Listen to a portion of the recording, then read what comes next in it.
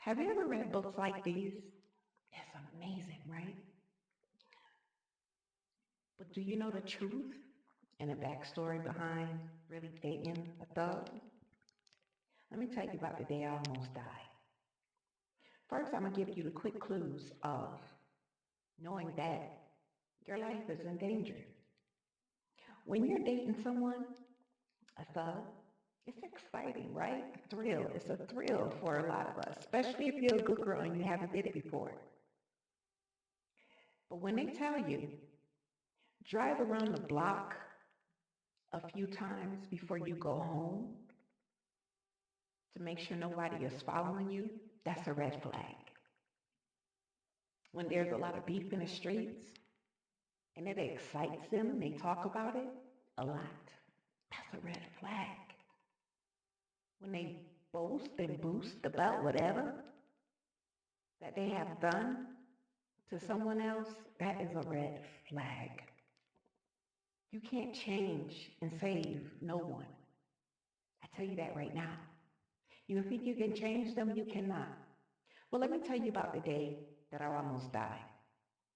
Yes, very first time, dating a thug, very exciting.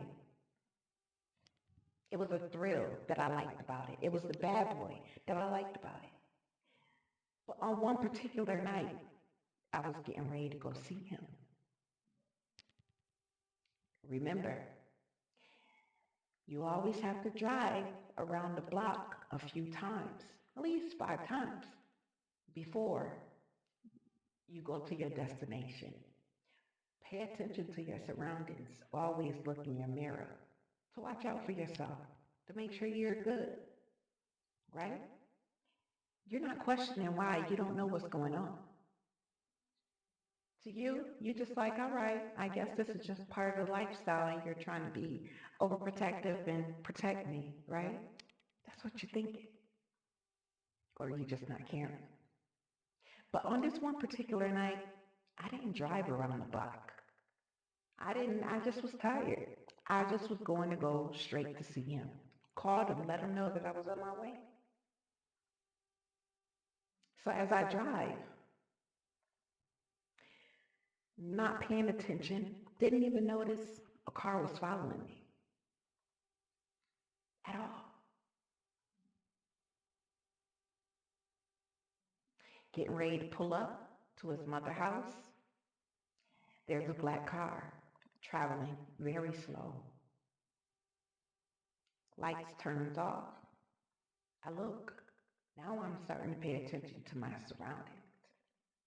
And I'm looking around. And I'm like, what the fuck is he doing? Like, what's going on with them? What's up with them? I pick up my phone to call my ex.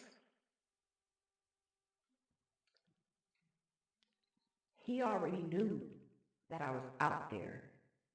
So he didn't answer the phone, okay? When he heard the phone ring, he was on his way out. So the car traveled past, looked at me, and let me tell you something. When you're dealing with a thug, if they can't get to that person, and they've been trying to get to that person for so long, and that one person, loved one, slip up, they're going to try to get the closest person to them, where their heart lies. They're going to want to make them hurt in the worst way. So back to what I was saying. So at the time, who is now my ex, and I'll tell you my prison story of how I'm a domestic violence survivor. We'll get there. I'll tell you that. But let's stay on this. So, as he come outside, I'm like, oh, thank God. I said, you know what?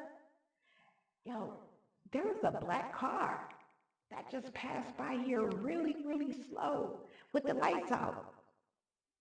He was like, black car? I'm like, yeah, a black car that just passed by here with the lights out. Like, they was driving by here real slow. He like, hurry up, get your shit. Not telling me anything. So I'm grabbing my stuff. So I'm out of the car now. He got my bags and everything like that, and I'm on the driver's side. He's on the passenger side grabbing my things.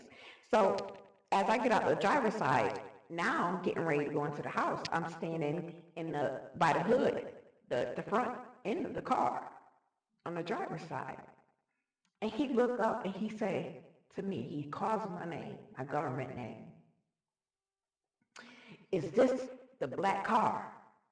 I said, what? Because I couldn't hear him. He said, is this the mother black car? I looked up and it was like everything was in slow motion. As soon as I looked up, all I see was a guy out the window. Now see my ex, the person who that they really wanted was right there. But he looks at me and he stares at me. He aimed out the window. All I hear was,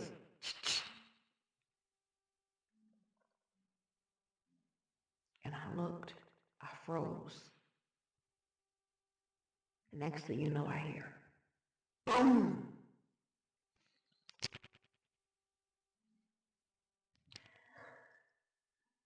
That's the night God saved my life. Because all I heard was a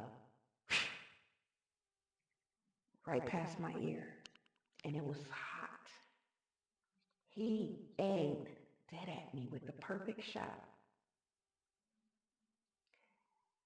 And next thing you know, my ex runs over there, throws me to the ground, and all I hear is boom, boom, boom, boom, boom, boom, boom, boom, boom. He's running directly at the car and lighting the car up. All you see is sparks. All you smell is the powder. And as I lay there on the ground in shock, I was in shock. And he asked, babe, are you hit? Are you hit? I couldn't say nothing. Y'all, when I tell you my shoes was on the ground, I came out of my shoes and everything. I was just there. So next thing you know, the brother comes out. His brother comes out. He comes out with whatever he had. And I'm like, I'm in shock. And he's like, sis, you hit? He like, yo, grab it, bring her in the house, bring her in the house, bring her in the house. So the mom come down. She was like, they checking my body. They was like, no. She good, she not hit. The mom was like, she just in shock. And I was. But my angel stood before me and protected me. Let me tell you, the devil was trying to take my life that night. But God had something special for me, so this is why I do what I do for y'all and inspire you. But the mom was like, she's in shock. So she gave me something to calm me down. And my words to him was, why? Why are these people trying to kill me?